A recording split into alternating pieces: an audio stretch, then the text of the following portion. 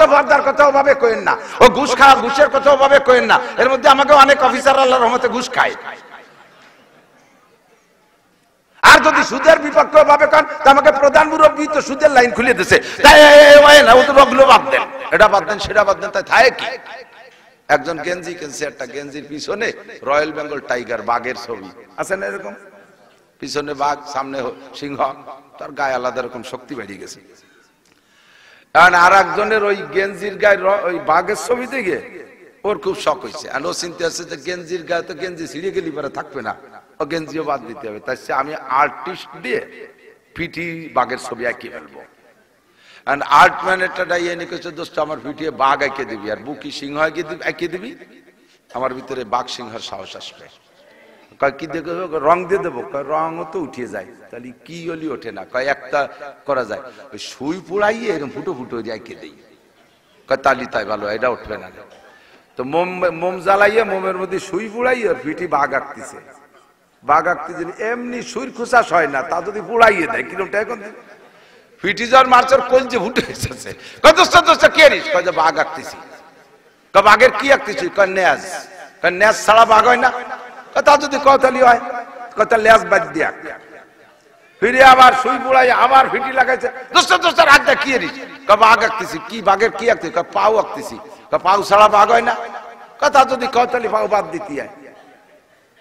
এইভাবে যেটাই আঁকতে যায় সেটাই ব্যথা, আর কয় যে ওই ছাড়া বাঘ হয় না, লাস্টে বাঘের থায় কি, পেট ছাড়া বাঘ, মাথা ছাড়া বাঘ, কান ছাড়া বাঘ, ঠ্যাং ছাড়া বাঘ, লেজ ছাড়া বাঘ, জিহাদ ছাড়া ইসলাম, পর্দা ছাড়া ইসলাম, সুদ ছাড়া সুদওয়ালা ইসলাম, ঘুষওয়ালা ইসলাম, যেটা বলতে যাবো সেটা যদি তোমার খারাপ লাগে তাহলে ইসলামের তোমার থাকে কি? 5 কোটি টাকা আপনার জাকাত হইছে, নিজে হাতে দাঁড়ে দাঁড়ে যাইয়া বাড়ি বাড়ি যে জাকাত দেবেন সিদ্ধান্ত নিয়েছেন, সারা ইউনিয়ন উপজেলা ভরে হেঁটে হেঁটে সারা দিন জাকাত দিতে দিতে দিতে পায়ে হেঁটে বাড়ি বাড়ি যাইতে যেতে ক্লান্ত হয়ে গেছেন। আল্লাহ জাকাতও তোমার ফরজ, নামাজও তোমার ফরজ, এই জাকাত বাড়ি বাড়ি ঘুরে ঘুরে দিতে যে নাসির হুজুরির কথা শুনিয়ে এখন আমার কিন্তু জোহরের নামাজ পড়ার কায়দা নেই, অনুমতি আছে? আছে। এক ফরজ আদায় করতে যা আর এক ফরজ ছেড়ে দেওয়ার সুযোগ নাই, আছে নাকি? জ্যৈষ্ঠ মাসের রোজা, রাত 3টার সময় সেহরি খাইছে না, 7টা ইফতারি, কয় ঘন্টা হয়? 9 আর 7 16 ঘন্টা। এই 16 ঘন্টা রোজা রাখছেন, আবার আসরের পরে 30-32 কিলোমিটার বাইসাইকেল চালাইছেন খরার মধ্যে, দেখ কিরম ঠেকতেছে কোন দিক, ইফতারি নিয়ে খাইয়ে দিয়ে এক করে সাপে আদারের মতো গড়ই পড়ছেন শীতাইয়া, আজান হয়ে গেছে, ইফতারি খাইয়ে দিয়ে নামাজ পড়তে হবে না, কথা কয় না, রোজা ছিলাম, ওর সাথে কথা কয়নি, সে তো রোজা ছিল। মাগরিবের নামাজ এই রোজার কারণে ছেড়ে দেওয়ার সুযোগ আছে?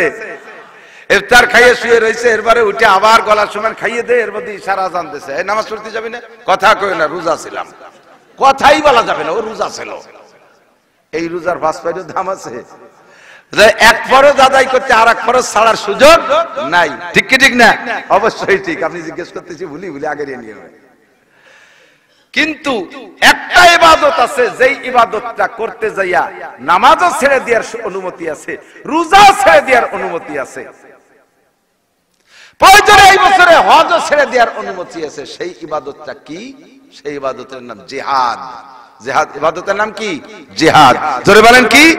জিহাদ। এটা সব ইবাদতকে স্থগিত করে দিতে পারে, যার কারণে আল্লাহ পাক কোরআনে কারিমের ভিতরে জিহাদের আলোচনা আনছেন 682 বার।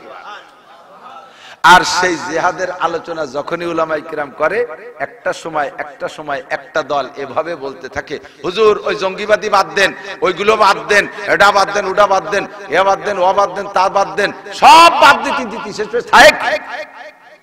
হ্যাঁ, অতফারদার কথা ওভাবে কইেন না, ও ঘুষ খাওয়া ঘুষের কথা ওভাবে কইেন না। এর মধ্যে আমাকে অনেক অফিসার আল্লাহর রহমতে ঘুষ খায়। আর যদি সুদের বিপক্ষে ভাবে কান আমাকে প্রধান মুরব্বী তো সুদের লাইন খুলে দিয়েছে, তাই না ও তো রগলো বাদ দেন, এটা বাদ দেন, সেটা বাদ দেন, তাই থাকে কি? একজন গেঞ্জি কিনছে, একটা গেঞ্জির পিছনে রয়্যাল বেঙ্গল টাইগার বাঘের ছবি আছে না, এরকম পিছনে বাঘ সামনে সিংহ, তার গায়ে আলাদা রকম শক্তি বেরিয়ে গেছে।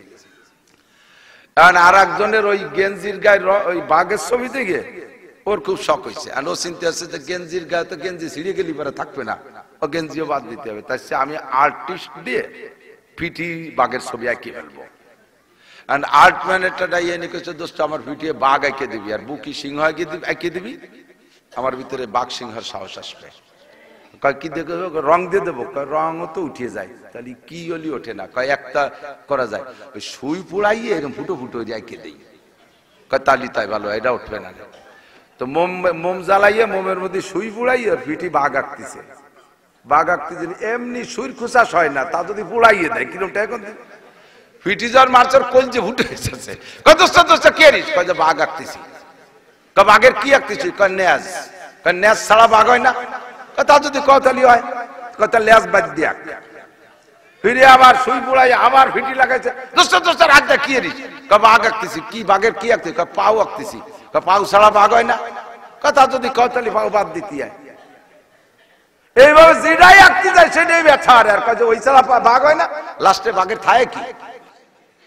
পেট ছাড়া বাঘ, মাথা ছাড়া বাঘ, কান ছাড়া বাঘ, ঠ্যাং ছাড়া বাঘ, লেজ ছাড়া বাঘ। জিহাদ ছাড়া ইসলাম, পর্দা ছাড়া ইসলাম, সুদ ছাড়া ইসলাম, সুদওয়ালা ইসলাম, ঘুষওয়ালা ইসলাম। যেটা বলতে যাবো সেটা যদি তোমার খারাপ লাগে তাহলে ইসলামের তোমার থাকে কি?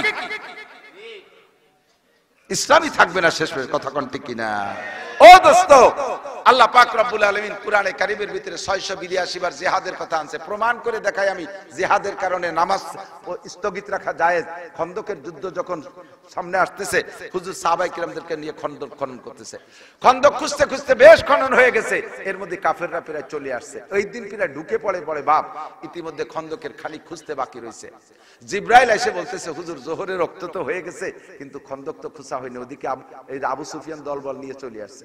হুজুর কয় থাক, জোহরের নামাজ আগে খন্দক খনন করো।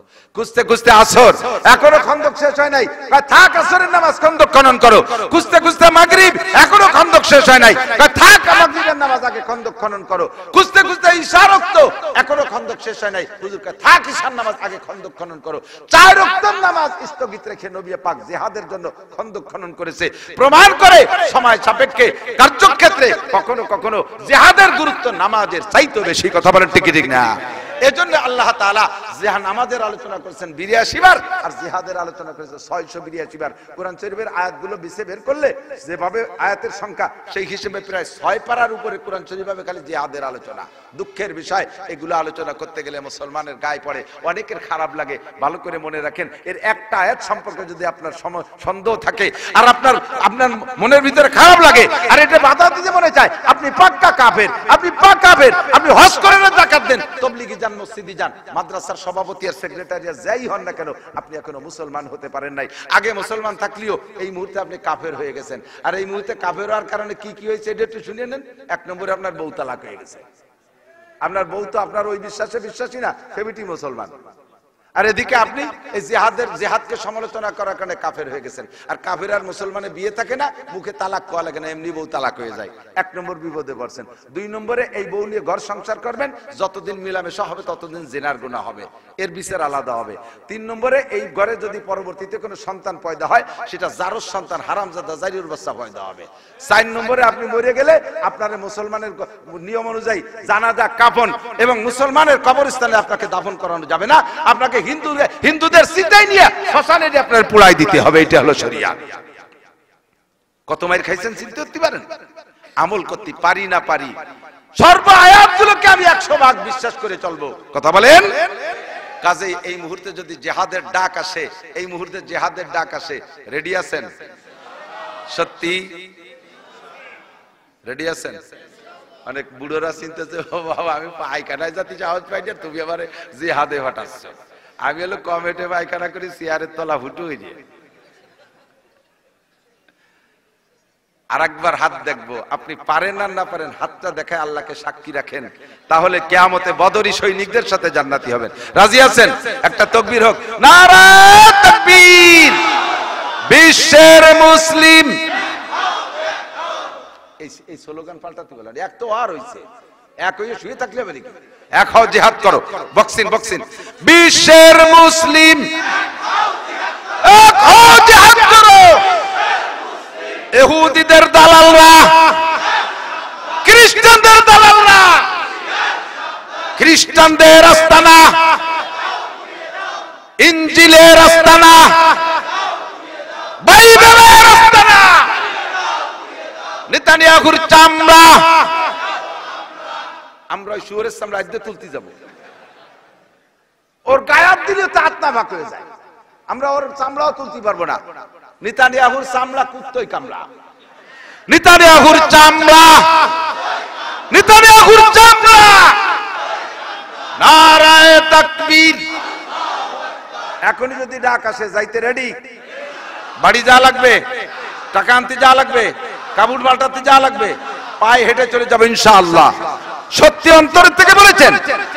এই জিহাদি প্রেরণা ভিতরে থাকাটা ঈমানের অঙ্গ। আপনি কিয়ামতের ময়দানে বদরী সৈনিকদের সাথে জান্নাতে চলে যাবেন ইনশাআল্লাহ। আল্লাহ সবাইকে নসিব করে বলেন আমিন।